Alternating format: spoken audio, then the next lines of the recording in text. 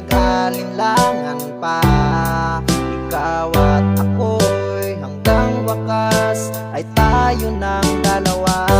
Palagi kang laman ng isip ko, laman ng bawat